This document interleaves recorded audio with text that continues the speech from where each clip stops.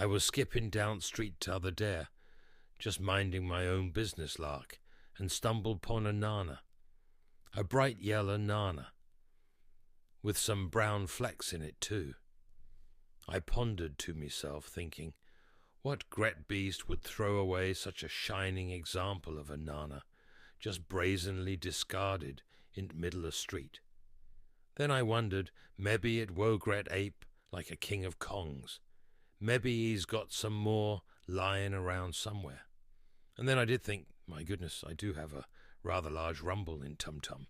Maybe I should have a look around for more nanas to satiate my grumbly tummy. So I did traverse the streets, up and down, till I did stumble upon a jungle. I thought, bloody heck, what's a jungle doing in Bradford? Then I noticed another nana. This time it had been trodden into ground. This is ma lucadere I fought to Massin. I knew I was on right track at that point, so I continued onwards. I thought this bastard gret ape would have plenty more nanas in stock. For me. I decided what better way to have a luck for nana than in treetops, so I climbed a gret bloody varn in search. It was a slick green varn, but by gum, could it take my word with ease. I was dangling from it, and a bead of sweat dropped from me brow. By gum, just as I started trembling, my tummy went into overdrive. It was shouting at me, "Don't give up now, and bloody starving Marvin." So I clambered rest away up, varn to treetops. The view was fandabby-dozy. It was a sea of green with a dazzling sun and puffy, fluffy white clouds. Then I heard a gret roar and some rhythmic thumping, what sounded like a big drum. I believed it to be from my Kingeth Kong boy.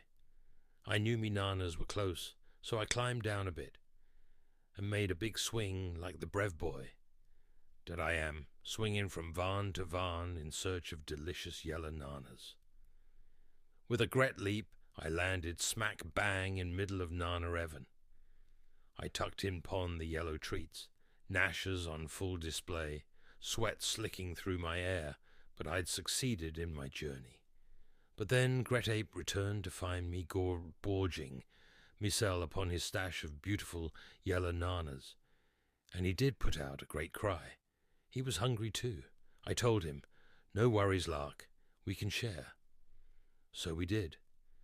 And then our fingers touched. I looked into his eyes. I'd never seen such beauty. This Gret Ape was a pretty young female, and she had no daddy. I told her I could be her daddy, and she agreed. We kissed. It was a divine spark. It was love. It really was. Love with a chimp. I asked her her name. She said, Ziggy Stardust. That day my tummy was full, my heart was full, and my balls became empty. I'd had such a fantastic journey with Ziggy Stardust, but then I remembered the wife and kids at home. Whatever will they think of me?